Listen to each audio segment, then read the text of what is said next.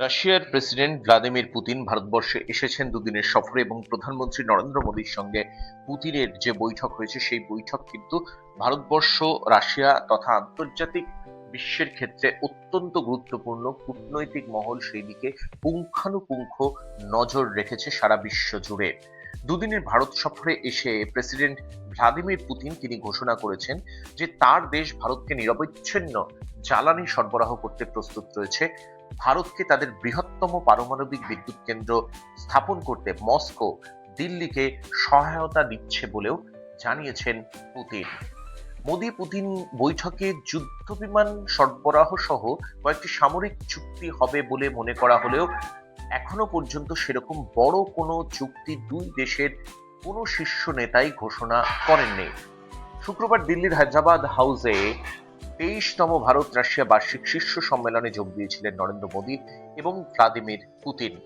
একাধিক সমঝোতাপত্র স্বাক্ষরিত হয়েছে ভারত এবং রাশিয়ার বিভিন্ন মন্ত্রণালয়ের মধ্যে এবং সেই যে চুক্তিগুলো হয়েছে তার মধ্যে অত্যন্ত উল্লেখযোগ্য যে জাহাজ নির্মাণ, মেরু অঞ্চলের সমুদ্রে কাজ করবার জন্য ভারতীয় নাবিকদের প্রশিক্ষণ, নতুন জাহাজ পথ গড়ে তুলতে বিনিয়োগ, অসামরিক পারমাণবিক বিদ্যুৎ খাত ইত্যাদি ক্ষেত্রের সমঝোতা।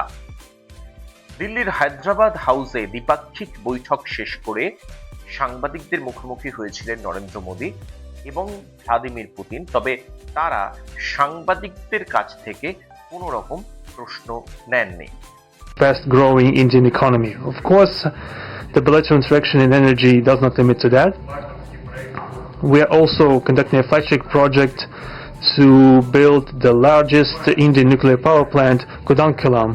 2 out of 6 reactor units have been already connected to the energy network and 4 are still under construction.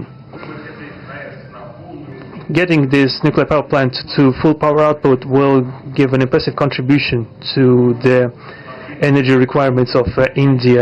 It will help supply Indian enterprises and houses with cheap and clean energy.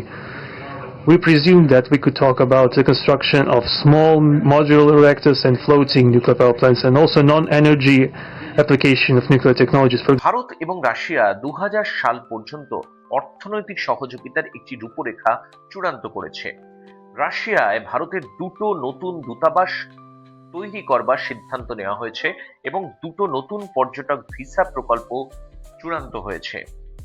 Ukraine যুদ্ধ নিয়ে বলতে গিয়ে প্রধানমন্ত্রী নরেন্দ্র মোদী তিনি জানিয়েছেন ভারত প্রথম থেকেই শান্তির পক্ষে থেকেছে এবং দীর্ঘমেয়াদী সমাধান খোঁজার চেষ্টা চালিয়েছে। মোদী জানিয়েছেন ইউক্রেন সংকটের পর থেকে আমাদের মধ্যে লাগাতার কথা হয়। পুতিনও প্রকৃত বন্ধুর মতো প্রত্যেকটা বিষয় আমাকে জানিয়েছেন। এই পারস্পরিক নির্ভরতা, বিশ্বাসে আমাদের সম্পর্কের সবথেকে বড় শক্তি। আমাদের সবার মিলিতভাবে শান্তির পথ খোঁজা উচিত। সম্প্রতি সেই প্রচেষ্টাই চলছে। আমার ভরসা আছে যে বিশ্ব আবারও শান্তির পথে ফিরে আসবে। আমি বারবার বলেছি যে ভারত নিরপেক্ষ নয়, ভারতের পক্ষপাতিত্ব আছে এবং সেই পক্ষপাতিত্ব শান্তির পক্ষে। আমরা শান্তি প্রতিষ্ঠার সমস্ত রকম প্রচেষ্টাকে সমর্থন করব, মন্তব্য প্রধানমন্ত্রী নরেন্দ্র মোদীর। এবং সেই সঙ্গে তিনি এটাও জানিয়েছেন সন্ত্রাসবাদের বিরুদ্ধে লড়াইয়ে ভারত এবং রাশিয়া দীর্ঘ সময় ধরে একে অপরকে সমর্থন দিয়ে এসেছে, কাঁধে কাঁধ মিলিয়ে কাজ করেছে। সম্মত হয়েছেন পুতিন নিজেও।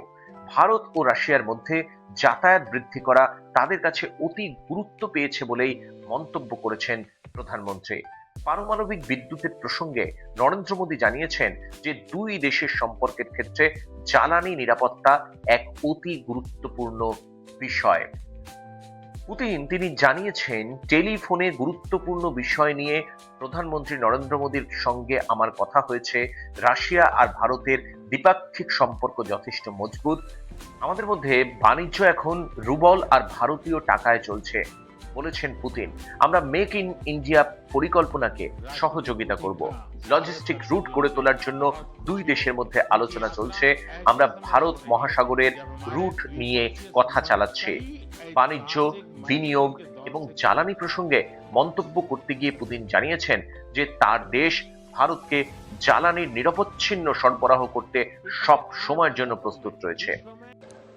Со времен Радж Капура прошло много времени. Индия капитальным образом изменилась. Но тогда еще, я припомнил сейчас слова из песни Владимира Высоцкого про Радж Капуру. Но там есть и другие слова. Говорят, что раньше йог мог, ничего не бравший в рот, год, а теперь они рекорд бьют, все едят и целый год пьют. И вы знаете, это вроде шутка, а на самом деле здесь очень много из правды, от правды. Почему? Потому что экономика Индии изменилась, возможности Индии как партнера поменялись.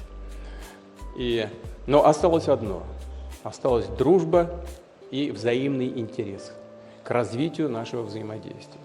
ভারত যাতে রাশিয়া থেকে তেল না কেনে তার জন্য দিল্লির ওপর যুক্তরাষ্ট্র যখন চাপ দিচ্ছে, তার মধ্যেই ভ্লাদিমির পুতিন এই ঘোষণা করেছেন। এছাড়াও ভারত যে বৃহত্তম পারমাণবিক বিদ্যুৎ কেন্দ্র গড়ার পরিকল্পনা নিয়েছে, তাতেও রাশিয়া সহযোগিতা করবে বলে স্পষ্ট জানিয়েছেন পুতিন। তামিলনাড়ুর কুদানকুলামে ভারতের এই বৃহত্তম পারমাণবিক বিদ্যুৎ কেন্দ্রটি গড়ে তোলা হচ্ছে। পুতিনের দুদিনের ভারত সফরে প্রধানমন্ত্রী নরেন্দ্র মোদী এবং ভ্লাদিমির পুতিনের মধ্যে যে রুদ্ধদ্বার বৈঠক হয়েছে, রাষ্ট্রপতি দ্রৌপদী মুর্মুর সঙ্গে বৈঠক হয়েছে, হায়দ্রাবাদ হাউসে দুজনের ব্যক্তিগত বৈঠক হয়েছে এবং নৈশভোজেও কথা হয়েছে। এমনকি পুতিন নিজে বলেছেন প্রধানমন্ত্রী নরেন্দ্র মোদীর সঙ্গে তার টেলিফোনে বিশেষ কিছু কথা হয়েছে। এই সবকিছু মিলিয়ে পুতিন ভারতবর্ষে এসে যে কথা বললেন, তেল থেকে শুরু করে বাণিজ্য পথ থেকে শুরু করে জাহাজ থেকে শুরু করে বিভিন্ন ক্ষেত্রে যে বিনিয়োগের সম্ভাবনার কথা বললেন, যে মৌ চুক্তি স্বাক্ষরিত হওয়ার যে সিদ্ধান্ত হলো আজকে ভারত এবং রাশিয়ার মধ্যে, কূটনৈতিক মহল কিন্তু এই বিষয়টিকে আন্তর্জাতিক বিশ্বে ভারত এবং রাশিয়ার যে কূটনৈতিক সম্পর্ক রয়েছে সেটা আগামী সময়ে ভীষণভাবে সেটা জোরদার হবে, সুদৃঢ় হবে এবং আন্তর্জাতিক বিশ্বের কাছে এই ভারত রাশিয়ার কাছাকাছি আসা, সেটা কিন্তু আগামী সময় যথেষ্টই গুরুত্বপূর্ণ বলেই মনে করছে কূটনৈতিক মহল। দেখতে থাকুন, সঙ্গে রাখুন সবসময়ের জন্য আপনার নিজস্ব চ্যানেল বাঙালি ও কালচার, কন্টেন্ট বেসড চ্যানেল, যেখানে উপযুক্ত তথ্য সমৃদ্ধ যেটা আমরা যত্ন সহকারে তার সবকিছু বিশ্লেষণ করেই তুলে ধরি আপনাদের সামনে। তাই বেশি করে বাঙালি ও কালচার দেখতে থাকুন, সঙ্গে থাকুন, সাবস্ক্রাইব করুন, অন্যকে সাবস্ক্রাইব করান।